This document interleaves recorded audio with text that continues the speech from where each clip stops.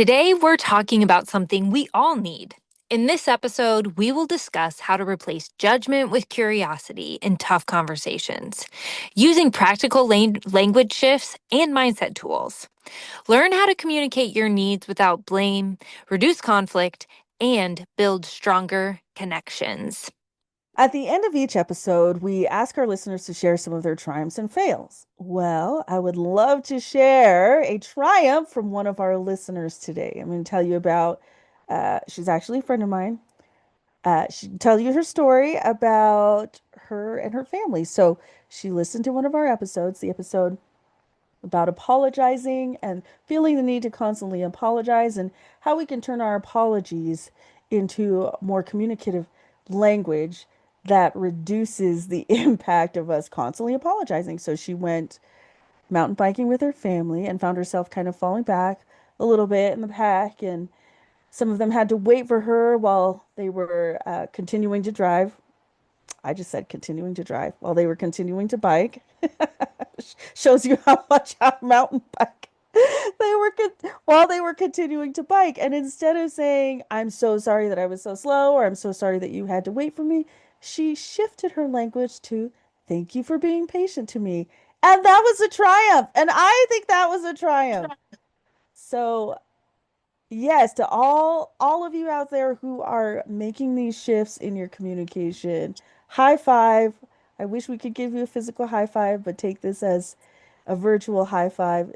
It's so empowering to be able to shift your communication in a way that really honors and expresses who you are without being apologetic. So, good job. You're doing great.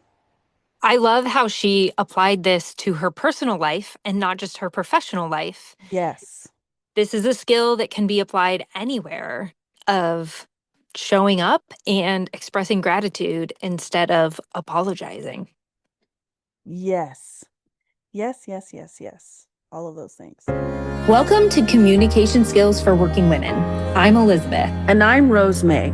Do you find yourself second guessing or avoiding conversations because you're worried about being misunderstood? You're not alone. On this show, we're sharing tangible tools for assertiveness, emotional resilience, and real life communication wins and fails. Let's sharpen our communication together.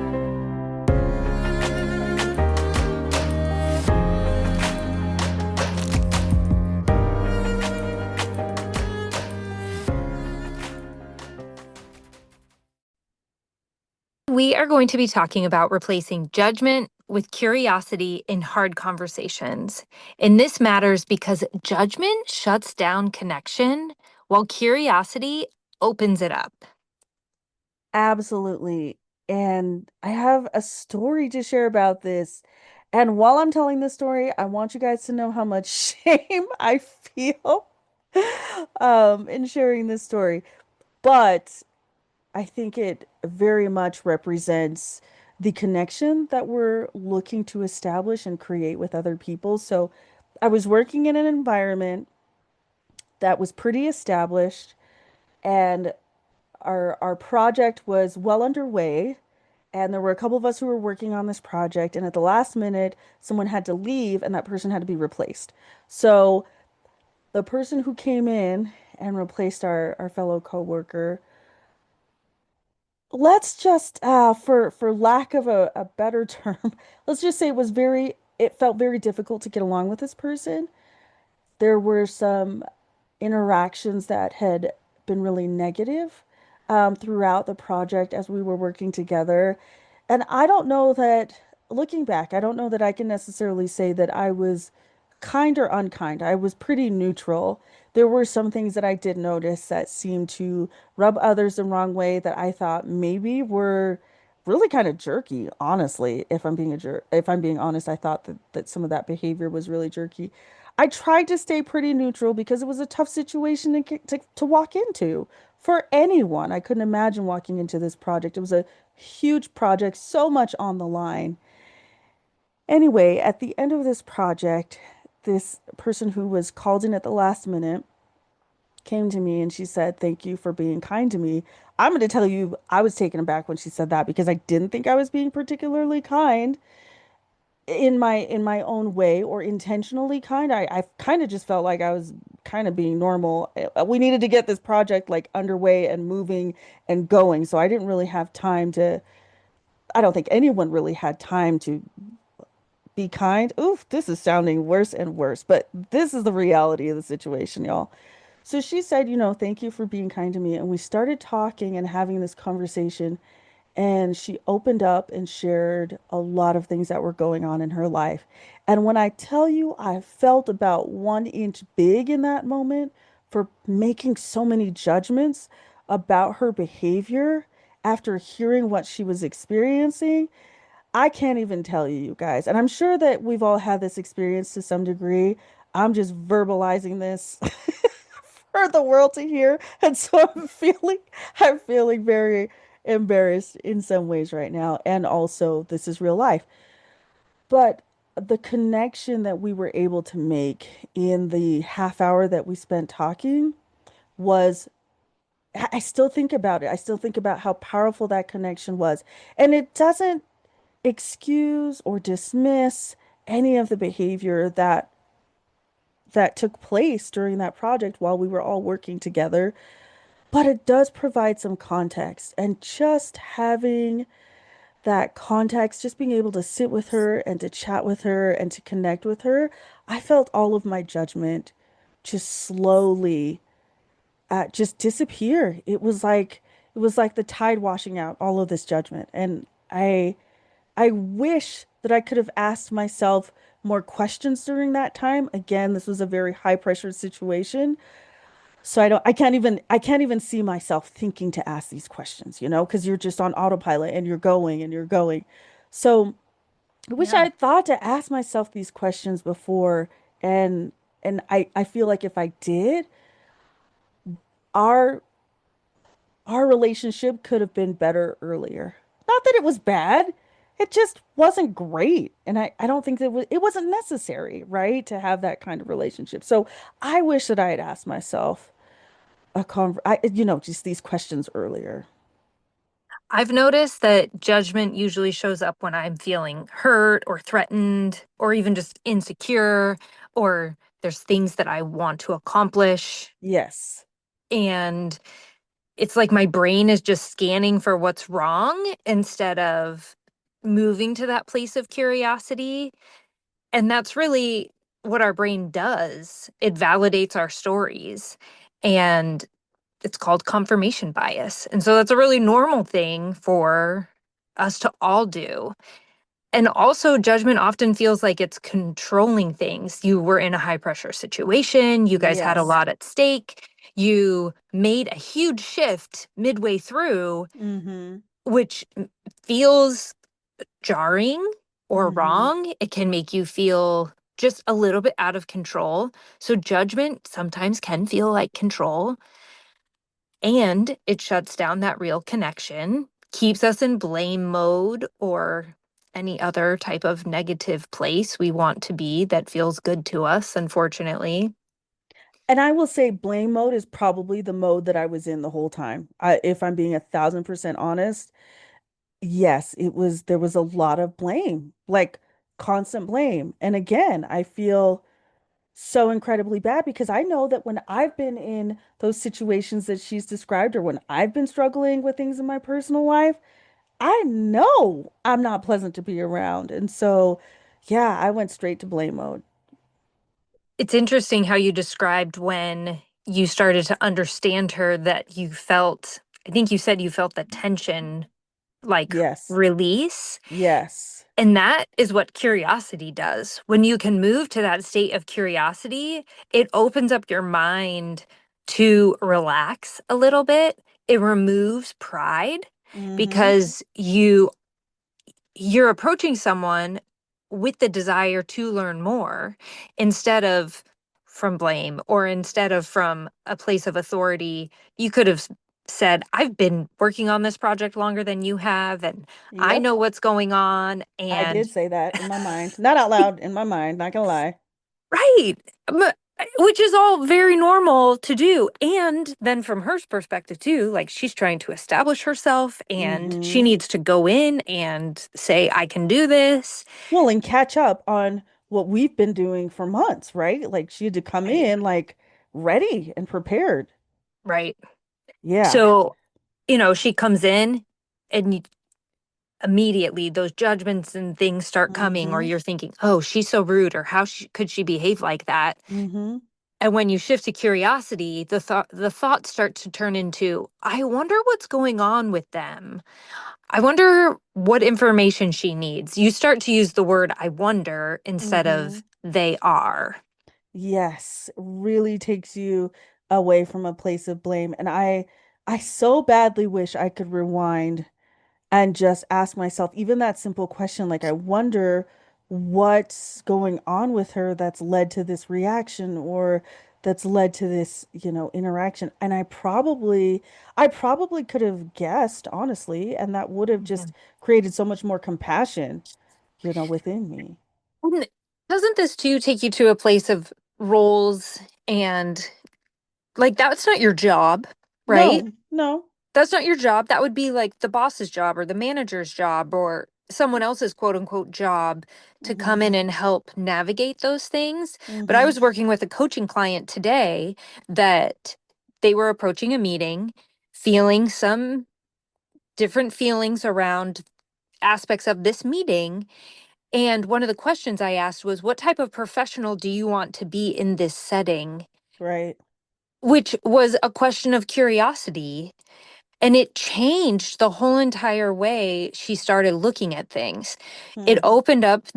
It opened up ideas in her mind, and her whole demeanor shifted as she was sharing the type of professional she wanted to be, which all came from a question of curiosity.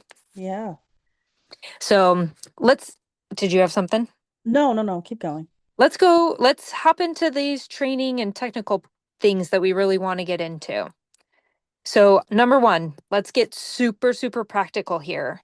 Just we're going to give you some mental or language shifts that you can use. We just talked about a couple of them, but we're going to Mm-hmm. add a few more. So, instead of they're so selfish, you go to I wonder what they're feeling that's making them act this way. Or they never listen to I wonder if there's something they need in order to feel heard. I'm even thinking with they never listen. When I'm feeling anxious, I stop listening sometimes and Mm-hmm. I'll interrupt instead of listening. When I start interrupting, that's when I'm like, oh, what am I nervous about? What's going on? Yeah. Yeah, that's actually a really good point. As you're saying that, I'm realizing I do that too. When I interrupt, yeah, there's a lot going on internally for me. And Hmm. for sure, not everyone, right, for different reasons, can sometimes some people have a harder time controlling, right, that Absolutely. disruptive kind of interruption. But for the most part, I recognize it myself that if I'm interrupting, I there's something going on internally. Hmm. Yes. For Yeah. some people, it is a skill. They don't know Yeah. how to listen. And other Yeah. times, it's information like, Yeah. oh, what do they need to feel heard? Yeah. Another language shift or mental shift is they're wrong to what might I not be seeing in their perspective? And I think that that is probably the question that could have helped me the most.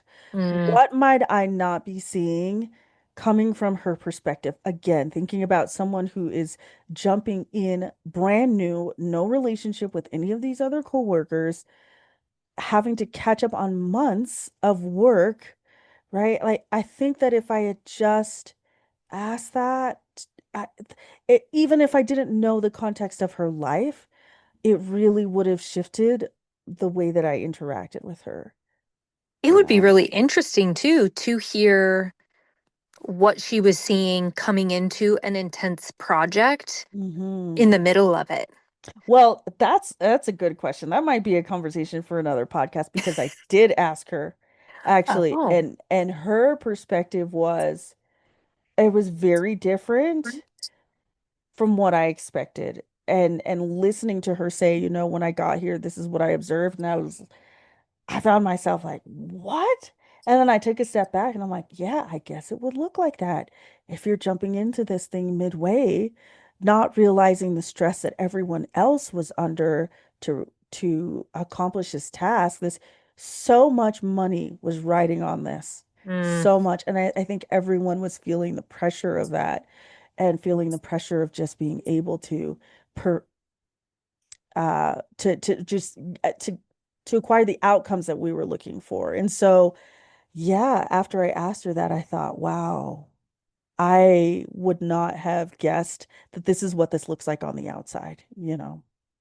So I think even asking like basic questions like, can you help me understand what you meant when you said that, right? In those situations where perhaps our interaction was a little bit stressful or someone else, mm. or I'm observing this, even Yeah. just asking questions of curiosity in real time, like, can you help me understand what you meant when you said that? Or, okay, what's most important to you in this situation right now?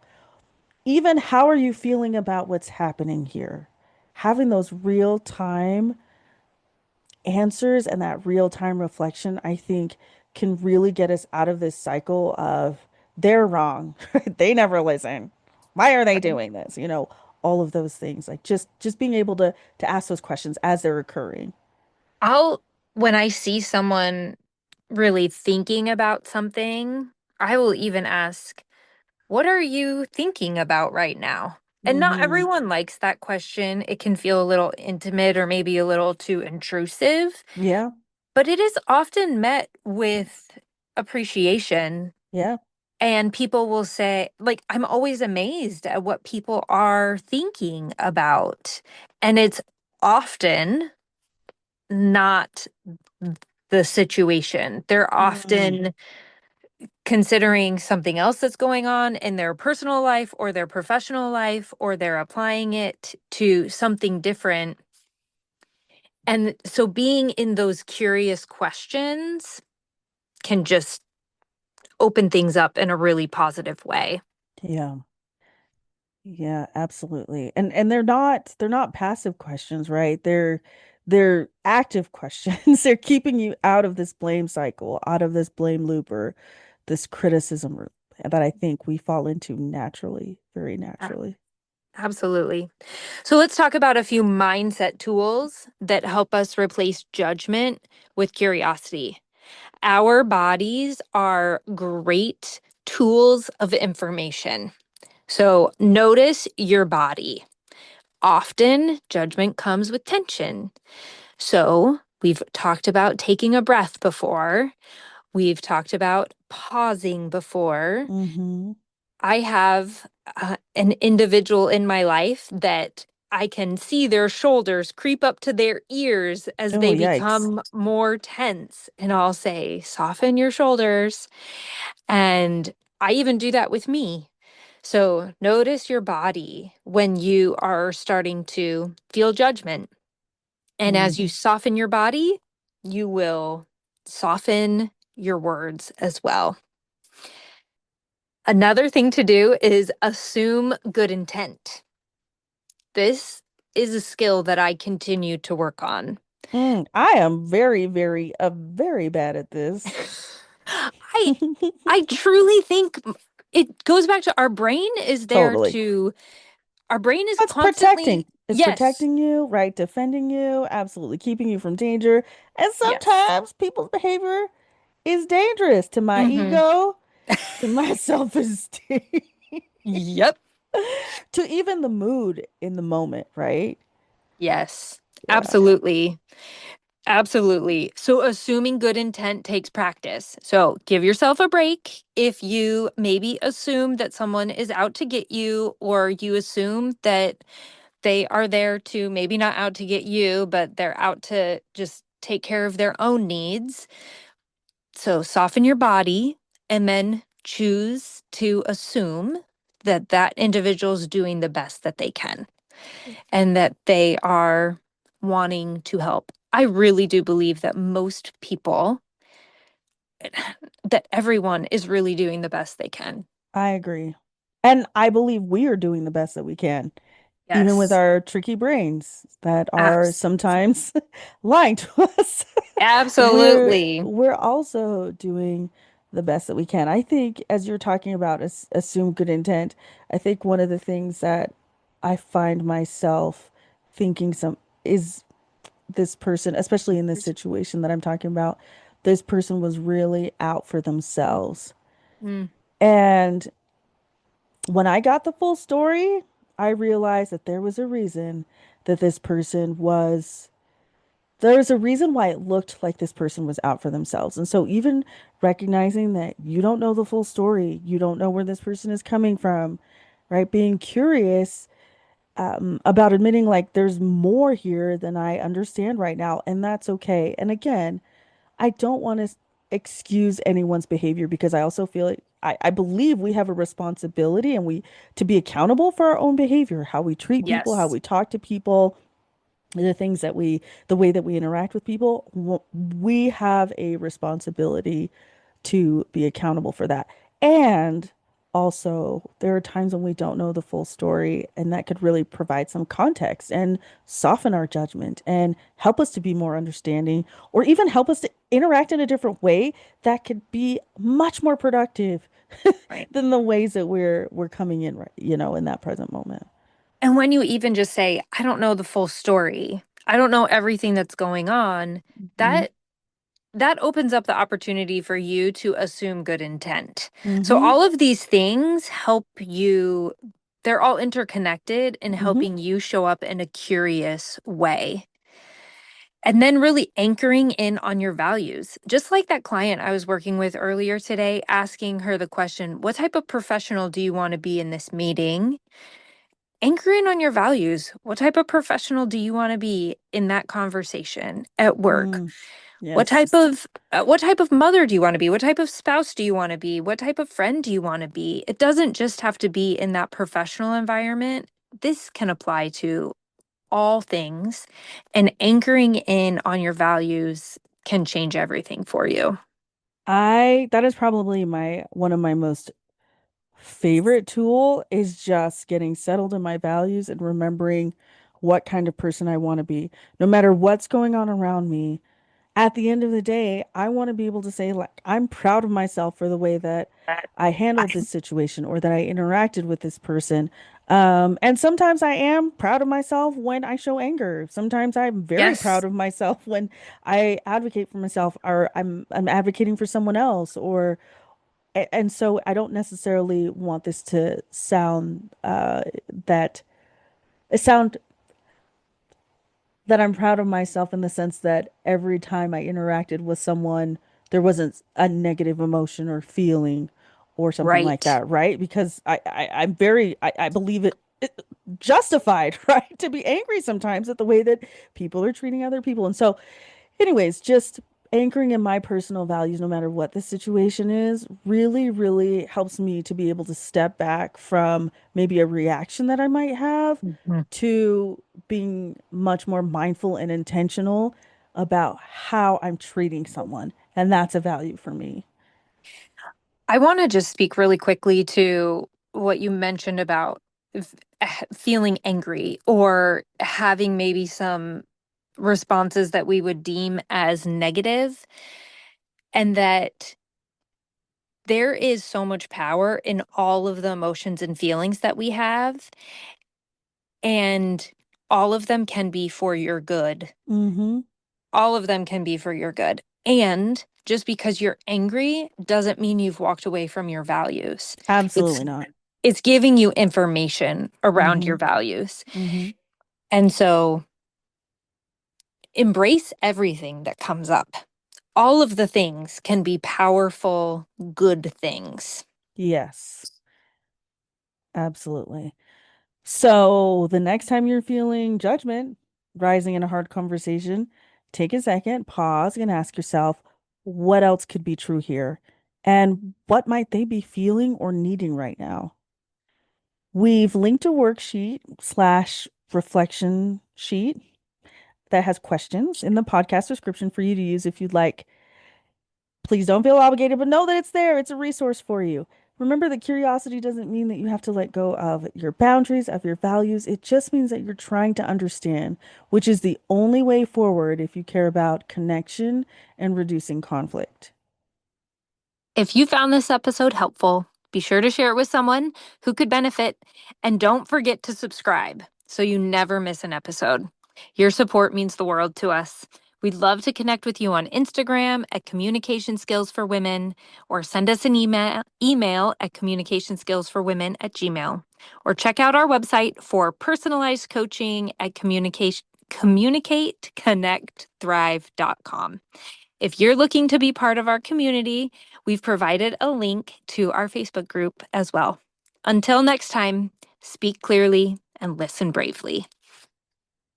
When you feel confident in your communication, everything changes. We'd love to hear your wins, failures, and insights on Instagram at Communication Skills for Women. Leave a review and connect with us. Until next time, speak clearly and listen bravely.